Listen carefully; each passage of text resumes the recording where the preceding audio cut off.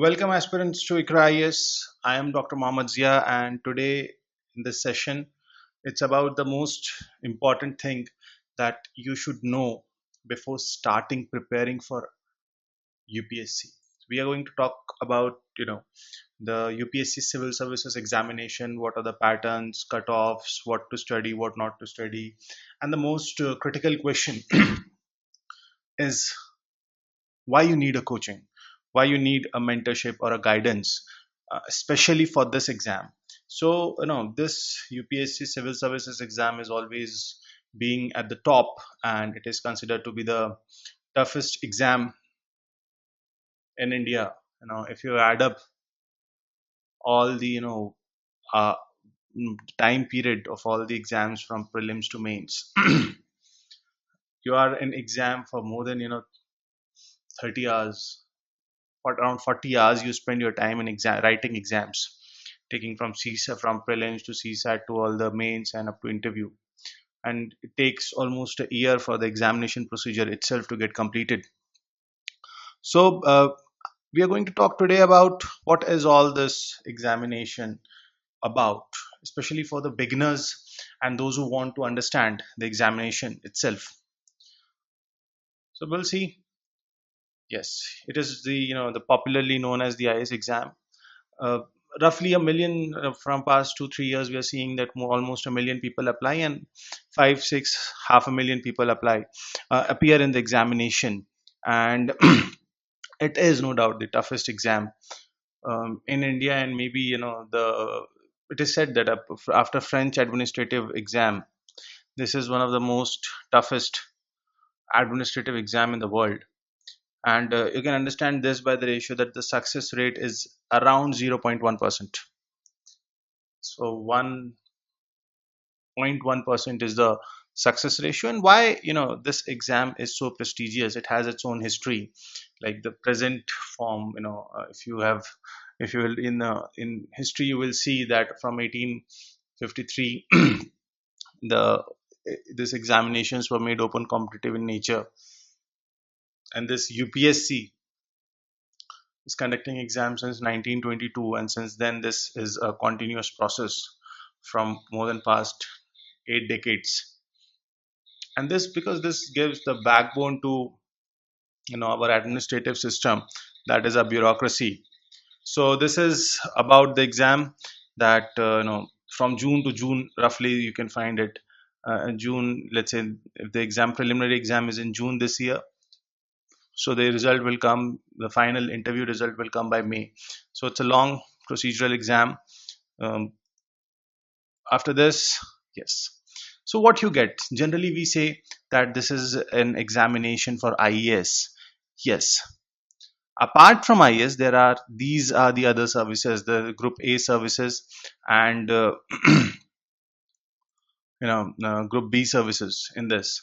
So Indian administrative service and police service is okay, these are the all India services in nature. Apart from that we have the IFS, that is foreign services, audit and account service, civil accounts, corporate law, defense account services, defense estate services, information services, ordnance factory, postal, PNT accounts, and finance, railway accounts, railway personnel, railway protection, railway traffic, revenue, all this, and trade services. Apart from this, armed force headquarters. So these are the various Delhi and Pondicherry civil services and police services for these UTs. So these are the. It is not just IAS. No doubt, it is the most preferred services in all this, and it is having a high status. Obviously, because that is they have got a status of all India service. But apart from that, these are also the services which you get, which which once who qualify exam is eligible to, for all these services depending upon the rank and the preference that you give. So it's not just the IAS commonly known as our IAS exam, but this is just one. There are these number of other services also. What is eligibility? Yes, for administrative services and police services, that is for all India services, must be a citizen of India. For other services, citizen of India, Nepal, Bhutan, or a Tibetan refugee from, if someone belong to this category and they have settled in India after 1st January 1962, Apart from that, person of Indian origin who has migrated from Pakistan, Myanmar, Sri Lanka, Kenya, Uganda, Tanzania, Zambia, Malawi. But this is not for IAS or IPS. This is for Group A and Group B services generally. So this is eligibility, not that important. Educational qualification.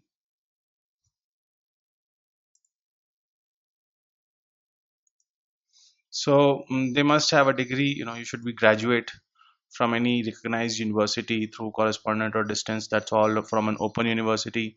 A certificate recognized by government of India as being equivalent to one of the above. So if simply you are a graduate from any recognized university, whether it's state or central or open, whether through a regular course or through a distance education mode, any mode, if you are a graduate, you are eligible for this exam.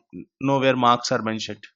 So even if you're graduate by 40%, but you have that ability of administrative ability, you have that spark that is required by the UPSC, sir, you are eligible and you will clear this exam. I have seen many instances in my life that people, who have scored like 90%, 80% in their graduation, they could not qualify the exam, and one who have done their graduation with like 60%, they have qualified the exam with rank. So not always necessary that this is for, one thing you have to opt out, that this exam is for studious or some bookworms kind of people. No sir, this is not for them. This is for them who are vibrant, those who are active. Active in the sense mentally active, they have that ability to make decisions, those who are mature. Then just imagine if UPSC ever wanted that, they want the bookworms, or they want that all, those who are studious, they must have said only those who have scored 90% or 80% in their graduation, or only those who have got gold medal they can apply. Anyone can apply, because education is one criteria. To be an administrative officer or to be a police officer of such a high stature, you need something way more than education. This is what required. These are the educational qualification. Obviously, if you are a graduate and you have that ability, you can do that. Marks are nowhere mentioned, that what is the minimum number of marks required to become an IAS officer, or required to appear in this UPSC exam. Then 21 years of age, must have attained the age of 32 years. So 21 to 32 years general category. For OBC category, it is 35. ST/SC unlimited attempts, and 37 years. For defense personnel and disabled in operation during hostilities, that is 40 years. So these are the age criteria. The number of attempts: general 6, OBC 9, and SC/ST attempts till the age of 37 years. So this is common. One. So what counts attempt? Filling the form counts attempt? No, sir. Filling of forms does not count attempt, unless and until you go and sign your attendance sheet. Unless and until you don't appear in exam, your attempt is not counted. But that doesn't mean attempt means, let's say you have like 4 attempts, you have only qualified prelims, you haven't reached interview, so that all 4 will be counted. Doesn't mean that you have appeared 6 times or 9 times, whatever, in the whole examination. No. If you have appeared even in one paper of prelims and you leave the second one, your attempt will be counted. Like you appeared in GS1 and you don't appear in GS2, you leave the evening shift, then your attempt will be counted. If you have marked your presence, if you have marked your attendance, your attempt will be counted. So attempt for general category is 6, for OBC it's 9, and for SC and ST candidates it is unlimited till the age of 37 years. For Indian Civil Service Exam, UPSC is conducted in 3. So the Civil Services Exam, we have 3 stages: the preliminary exam, the Civil Services mains, and personality test or interview. So the first preliminary is objective type, you all know that. Then is descriptive, and then is your oral or the personality test. The entire process of this examination, from the notification of the preliminary examination, it takes almost a year. This I have told you again and again. So if you are like, that's why this exam minimum requires 2 years for preparation and everything, because obviously it requires at least 8 to 10 to 12 months of preparation before you are appearing in prelims. And from this prelims to interview, it will take 1 year. So 1 year of preparation and then 1 year of examination. It takes 2 years roughly to clear this exam. The candidates who get selected are recruited and trained for various services by the central government and then allotted to different state cadres as per their preference and ranking.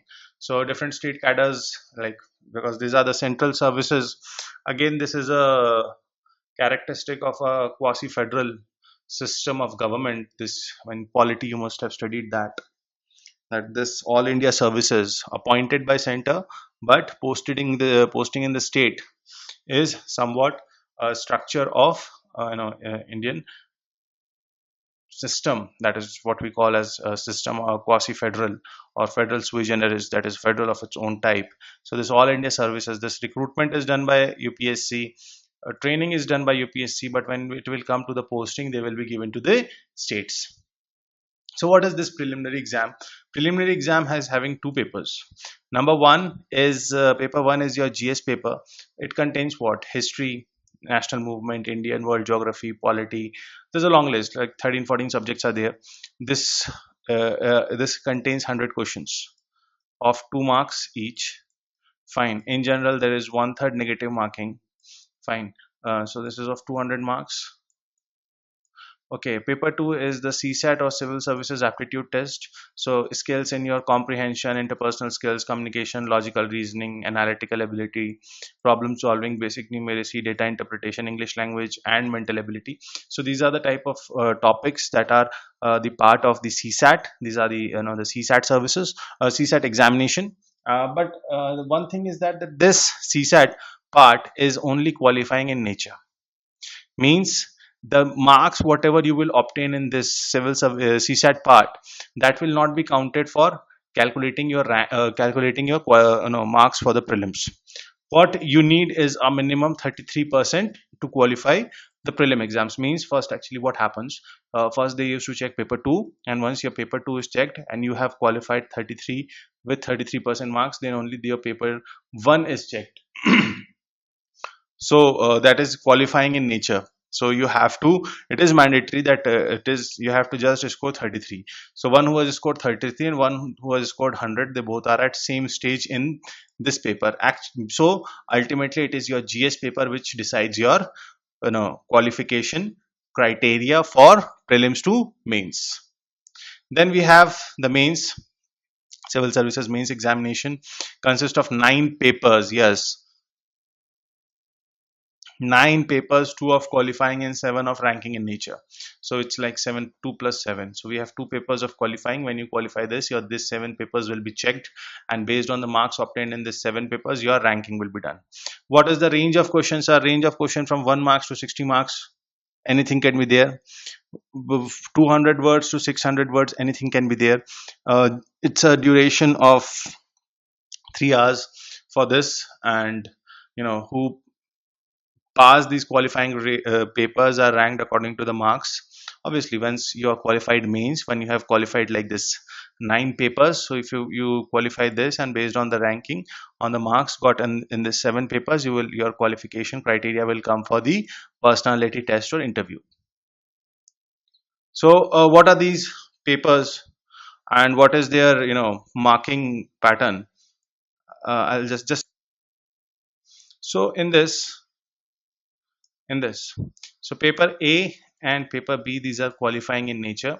Paper A is one of the Indian languages listed below, that is in the 8th schedule. What the 22 languages that we have in the 8th schedule, like Hindi, Urdu, Marathi, Punjabi, Bangla, Tamil, Telugu, whatever, all those 22 languages which are listed in your 8th schedule of the constitution. One paper will be of this. Second paper is of English, and this paper A and paper B are qualifying in natures. These are of 300 marks each. It's not very tough English or a tough language, whatever you will opt. Generally the English or the language that you have opted is generally of up to class 10th, somewhat like say. So it's not a very difficult paper in itself, but still the issue is that these two are qualifying in nature, means you have to pass these paper, only then you will be ranked according. So the 2 papers that we talked about having qualifying nature are these 2 papers. Then paper 1, essay. So on various topics, your essay topics are given and you have to write an essay on that. Now like 2 3 questions are coming. So this is of 250 marks. So generally it's like one larger essay, long essay and two smaller essays. Short essays are there. This you have to write in your paper 1. This is of, now every paper is of 200 marks. Then general studies 1, GS 1, it contains Indian heritage and culture, history and geography of the world and society. So it basically history and geography and art and culture is the part. Paper 2, we have governance, constitution, polity, social justice and international relations. This is your GS2. GS3, you have technology, economic development, biodiversity, environment, security and disaster management. So these are the topics, these are the uh, subjects for paper 4. Paper 5 is your GS4, that is ethics, integrity and aptitude. This is the latest edition, like in 2013 this was added, the present pattern. And after that we have one optional subject, and after from that optional subject you will be having 2 papers each. Fine, sorry, 2 papers from your optional, optional 1, optional 2, one single optional, and then you have 2 papers of that of 200 250 marks each, so 500. So total of your mains is 1750. Total of your mains is 1750. And then if you qualify for after no, in this in this mains, then you have a 275 marks interview, and final marking is done on this. So your whatever rank and result that you see of UPSC, it is on this 2025 marks. On the basis of score obtained in this 2025 marks, ranking of UPSC is done. Fine. So you clear this 7 papers, you qualify this 2, then you rank, your ranking is based on the 7 papers. And once you qualify this 7 paper, then there is an interview. After this interview you get your final marks. So sometimes if you are like, you cannot come know what will happen in interview, but still if you can score good here, you know then you can easily, you have a liberty of having, some sort of lenience, although it is never prescribed. But I always say, as a UPSC educator, that please score maximum in your mains so that your interview is easy. If you are like, they don't reveal the marks unless and until final cutoff, final result is out. But still, and this is the trend, those who have scored good here, only they have got ranks. No, you score good here, you will definitely get a rank here. So this is about the mains examination pattern. Then comes the most debatable and most asked parts are optional. So this is the list of 26 optional subjects: agriculture, animal husbandry, anthropology, botany, chemistry, civil engineering, commerce, economics, electrical engineering, geography, geology, history, law, literature. So 22 languages, literature of any of the 22 languages plus English. So that's why 23 languages. So 22 of our schedule of your schedule 8, and 1 plus 1 is English. Then management, mathematics, mechanical engineering, medical science, philosophy, physics, pol science and international relations, psychology, public administration, sociology, statistics and zoology. So these are the 26 optional subjects. What is the criteria to select an optional? We can discuss this in a different and a separate video, because that is a whole analysis of what you can do and where you can do maximum. It is not something which I can discuss here. We can have a separate discussion on this, of how to select the optional. Ultimately it's your choice, but then also there are some checks which I believe that you should have before going for any subject, before choosing any subject as your optional. You should take care of that. This we can discuss in some other video. So then it comes the personality test, officially called as personality test, commonly called as the interview. What is the objective? See, if I tell you what is the pattern. Preliminary exam is a filter which tells whether the person has a knowledge or not. Obviously, if someone has done graduation, he must be having some knowledge. And if that knowledge is at par what UPSC requires, so preliminary is the first filter, whether he has that knowledge or not. Then mains is about whether whatever your knowledge you have is is it just the bookish knowledge, or you have an understanding of the subject. This is what mains identifies. And they give, in spite of that, they give a ball in your court. Sir, take two papers of optional of your choice. When they say, what is the purpose of optional? They say, sir, take a optional of your choice. You decide, we will take the paper. Because they want to know whether you have an understanding, or you have just, you know, written down, you have just uh, read out something and wrote there. No, this is the mains is something which checks your analytical ability, which checks your, you know understanding, your perception about anything, about any topic, about any subject. After that, if you clear that, then comes this personality test. What they are checking in this personality test? Obviously, they have already, test your understanding and knowledge.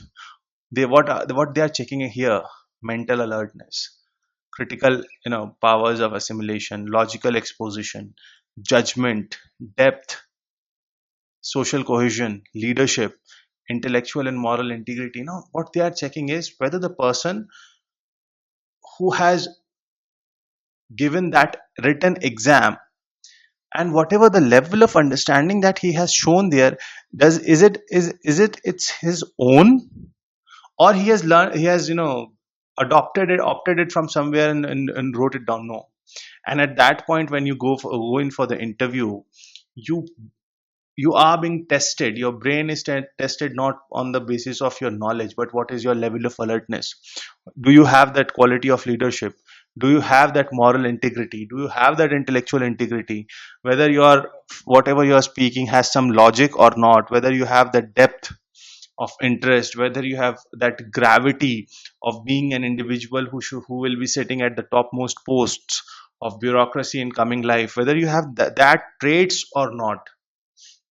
Must have heard people saying हमारा तो mains अच्छा गया but interview में नहीं हो पाया.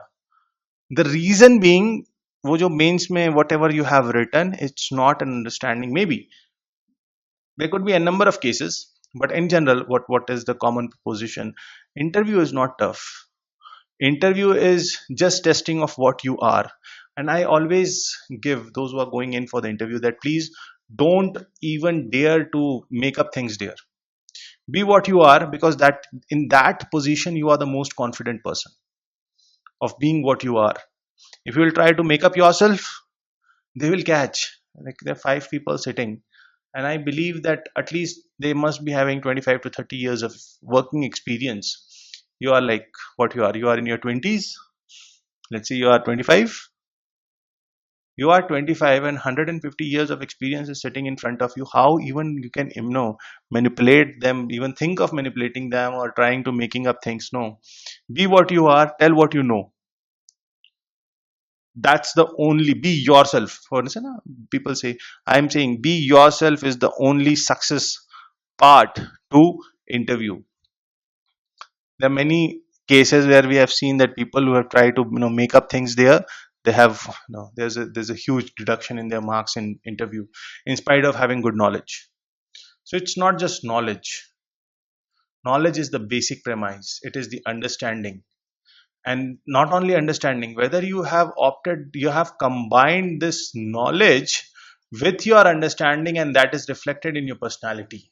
This is what UPSC wants: knowledge, then understanding. And these knowledge combined with this understanding should be reflected in your personality as an individual. Leadership quality, judgment, depth, integrity, these are the traits that they want.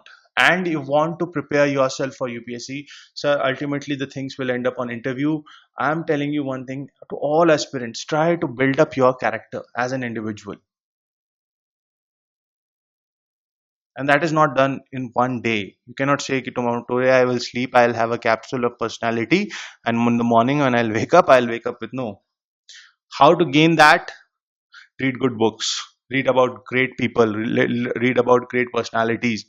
And when you'll keep on reading them, you just, as a uh, you know trainer in this field, I must tell you, if you give 30 minutes of reading, apart from your studies, good reading, 30 to 40 minutes of reading, daily in your life to good literature, good content, good books, good personalities.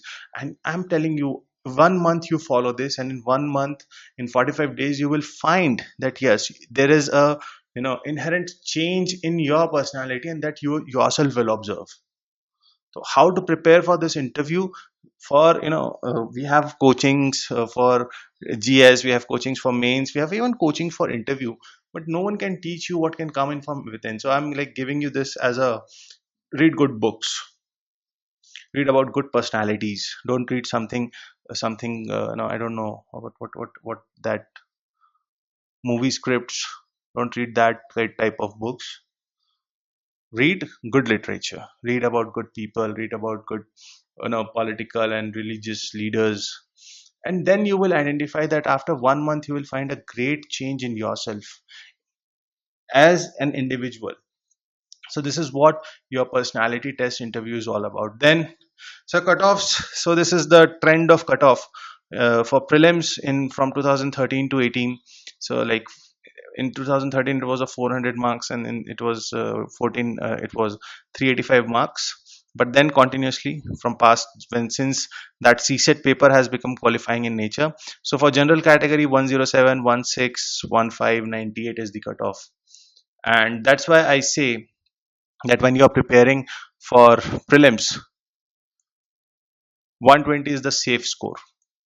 It's like you score 120 and you are in. For sure you are in.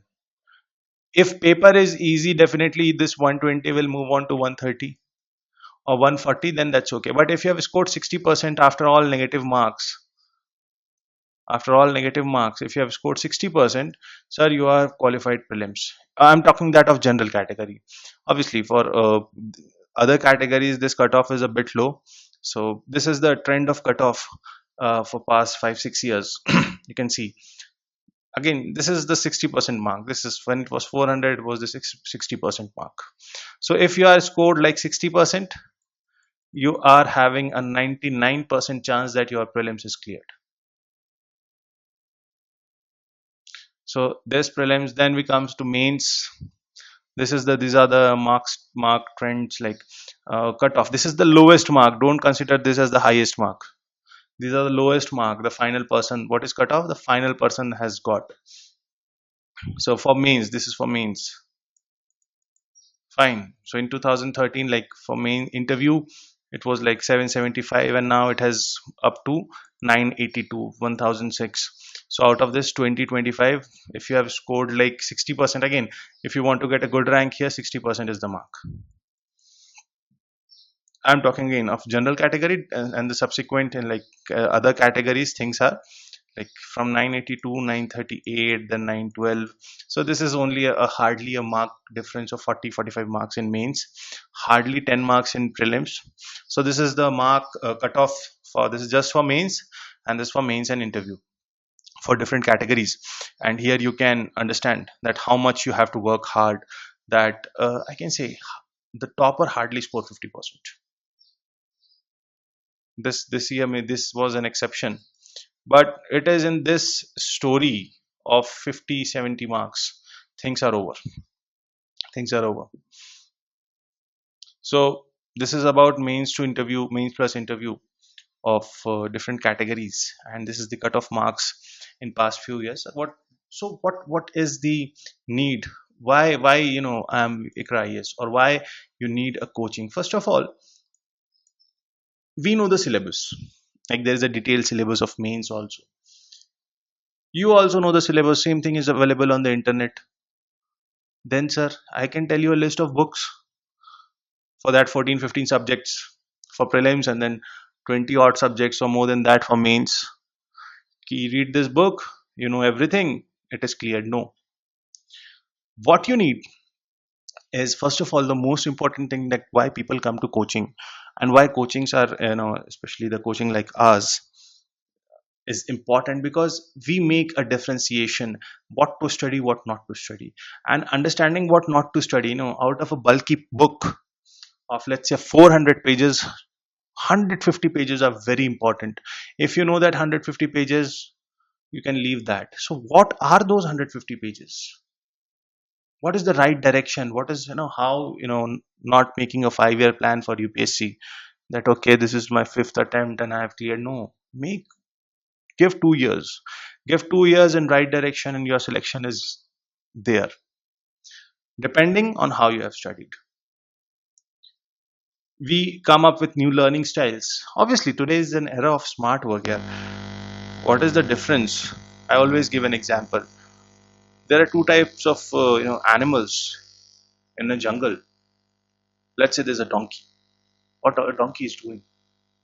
He's working hard day and night, picking up all those weight and all that burden on his back, going to and fro. And at the end of the day, he even don't know whether he'll get food or not. That was just dependent on his owner. Means, though we cannot say that he is not doing hard work. Another is a lion, sleeps whole day. This I will never suggest you. But a time comes when he comes out of his den, he knows where is his, food. He go, he hunts, he eat, he come back. Now this is what? This is smart work. What donkey is doing, yes, they are working hard. We cannot deny that. But what a lion is doing, he is focused. That lion is focused. He know from where he'll get his food. Where that herd of animal, in that herd of 100 odd animals, he know which animal to attack. He knows how to attack, what should be the speed. He attacks, he kills, he get his food, leave it for others and come back. Live a good life. This is what smart work is. This is what being focused means. That is what we do. We tell you how to get focused on study. This is the subject, let's say this is your constitution, what to study. Let's say I always suggest like 100 odd articles. Out of 448, 120 articles. What are those 120 and why those 120 articles? This has come, we have derived it. Obviously, we have studied, we have understand the pattern, we have understand the importance, and then we have derived that no need to go for understanding the whole constitution, remembering the whole constitution. Hardly this 120, 150 articles are there. Focus on them, things over. And when obviously the subjects are explained in the most lucid and palatable fashion. Why I say this? Because we are not here to, the difference that has come, that till now you are like in your college, in your university, and what you have done, you have learned that 20 questions, the exam is coming. What are the important 20 questions? These are 20 question answers. Exam over, number aa gaye, well and good. UPSC is not that. It has what was tested till now from your schooling and your college was tested. What was tested? It was your memory which was tested. Now what is, what will be tested? Your learning ability, your understanding will be tested. So we like when we teach, we give it in the most palatable fashion, which you can learn from it, you can understand from that. And no doubt the faculty team that is available with Iqra is, I believe, one of the most promising team in the country, which can give you everything. We have like faculty for everything. And the most important thing is the timely completion of syllabus. At least it should not be like that the answer, this one is left, you have not completed and you are complaining. No, we will complete the syllabus in time so that you get ample time before your prelims to revise that. Fee structure, mentors, best, content. You can say that yes, one of the finest content. I myself, because when we say books, we say NCERT. I myself, I was working with NCERT. I've worked with them for past like 3 years. I've worked with them for 2 years, and I know how that NCERT material is prepared. And now when I apply those things here while teaching, the UPSC aspirants, then that difference comes. That's why we say, we are having the best faculty and we give the best content, and all this in an affordable free structure that coaching administration can tell you well. And the mentors that we have, because personally I am like, so my responsibility don't end with the bell of the class. No, because it is not something where I'll be testing as a teacher your, or as a student your memory will be tested. No, your personality will be tested. So being UPSC trainer or being a UPSC uh, coaching mentor, it does not mean that I'm just giving you the subject knowledge. That is one part. Another is, you have to, I told you that you cannot groom your personality in a day. So in that process, side by side, we are giving you that mentorship also, of how to do, what to do, what not to do, what habits you should change, what are the writing skills, what are the presentation skills, how you can express yourself, how you can use that sugar coated language. But that should be inherent. It should not be that you have to adopt those things in your system. So these are the things that you have to keep in mind. Mentorship, like what optional to opt. Always students are worried, so what optional to opt. So these are the things that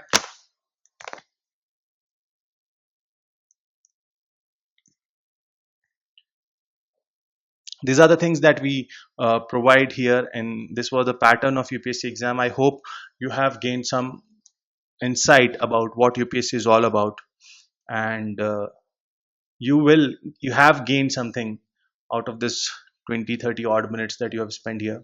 So I wish my best, you know towards you. My best wishes are to you, so that you come in, and once, first of all, you need to congratulate, because you have taken a step which no one dares to think of. 1 million people apply, half a million appear in prelims, 25,000, less than 20,000 in mains, 1,000 for the final call. So this is the ratio that you have, this is the dare that you have given to yourself in your life, and I congratulate you for that. You must have got the pattern of the examination, the cutoffs, the eligibility, everything, and why you need a guidance, because this is a dream of life. You live for this, you will be living for this. Your parents must have lived like that. One day a child will make us proud, and this is the moment when you make them proud. So come in, try this, crack this, and become an IAS. This is my best wishes to you. Have a great time. Thank you so much.